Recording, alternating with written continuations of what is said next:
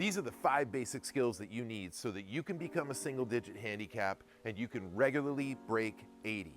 3 of those skills are very easy to develop, and there's no reason why you couldn't develop those skills within a matter of a couple weeks. And the other 2 skills are going to take a few weeks longer, but once you're done, you're done. You'll own these skills because with the technique that I teach, it's very easy to repeat the swing once you're able to develop the swing. First thing you need, it's very simple. Just to be able to play a bump and run with a pitching wedge from around the greens. This is a very basic shot. It's a shot that typically flies about 20% of the distance and rolls out the remaining 80% of the distance. This is a useful shot from when you're around the greens and you don't have to hit shots over bunkers or over hazards. You can play the bump and run so that it lands short of the green and it rolls onto the green. You can play the bump and run so that it lands on the green. That all comes down to you developing and practicing the bump and run so that it becomes a standard shot that you can consistently play. Now, on the level of difficulty, this is at a level of 1 difficulty. This is a very basic shot. It's easy to play with the technique that I teach, and it's something that if you could just master it with pitching wedge, there's no reason why with the other 4 skills, you couldn't be a single-digit handicap. Next, you simply just need to develop the basics for putting. The ability to consistently make 3-foot putts and consistently lag 30-foot putts. If you can make 10 out of 10 3-foot putts and lag 10 30-foot putts inside of 3 feet, it won't take you long before you're an expert putter. This is not hard. With a little bit of practice and a sound technique, within a couple weeks, you should be very comfortable making 3-footers and 30-footers. Think about it. Kids do it all the time when they go play miniature golf. Putting isn't that hard.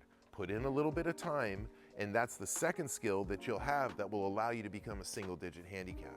And on a difficulty level from 1 to 10, that's also a 1.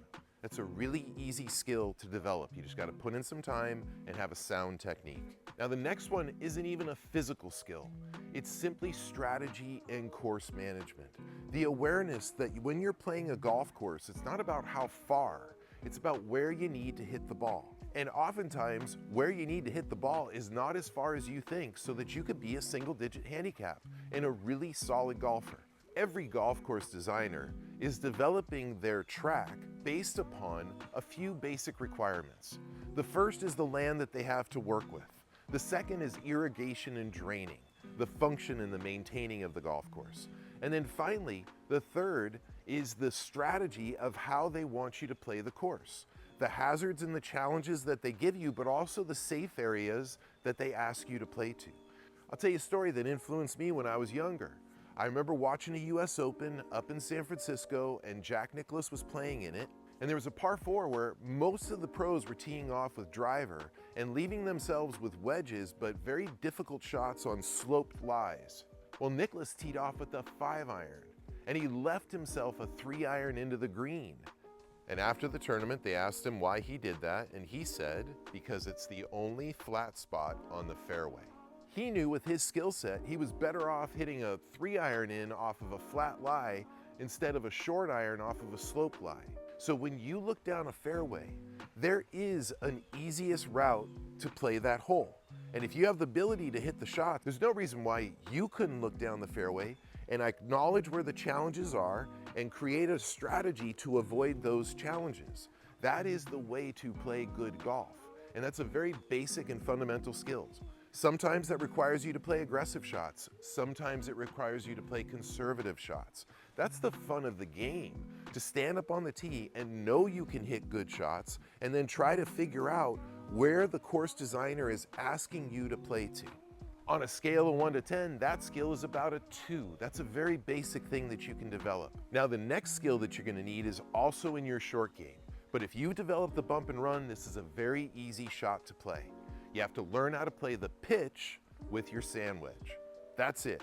A pitch is more of a 50-50 type shot. It flies higher and softer than the bump and run. So this is a shot that you can use to play over bunkers or over hazards, or in situations where you want to hit a softer shot from around the greens. The pitch is actually easy to learn once you develop the bump and run. but it requires that you develop the bump and run first. So I would say that the pitch on a scale of 1 to 10 is a difficulty level of just 3. Now the final thing that you need, and it's something that so many golfers desperately want to be able to do, is just have the ability to hit a consistent and repeatable shot with all of your clubs in your bag. Now, that doesn't require you to hit it far. It just requires that you hit a consistent and repeatable shot. All you need is about a 75 to 85 mile an hour club head speed with your driver. And that is something that all of you are capable of.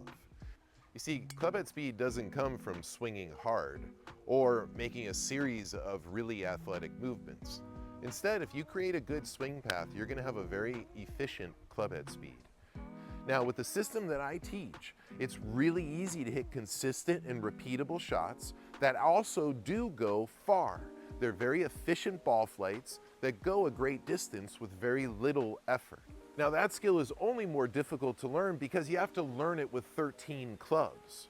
It's very easy to get down with your short irons, and then from there, it's a level up to learn it with your mid irons, and then from there, once you get it with your mid irons, the long irons and the woods and the driver come quite easy. And on a scale of 1 to 10, I would rank that a 5. So none of these skills require you to have any kind of expert learning ability. They don't require you to dedicate your life to the game, although most of you do dedicate quite a bit of time to playing and improving in this game. So this is something that could come very easy for you. Learn those 5 skills and it won't be long before you can see how you can easily break 80 and be a single-digit handicap. Thanks for watching, and stay connected for more tips and updates by following me on social media. And if you're really serious about improving your game, check out my online golf school, JimVenetosGolfAcademy.com. Right now, golfers are cutting their handicaps in half with the system that I teach. Links in the description below. Don't forget to subscribe. See you next time on the practice.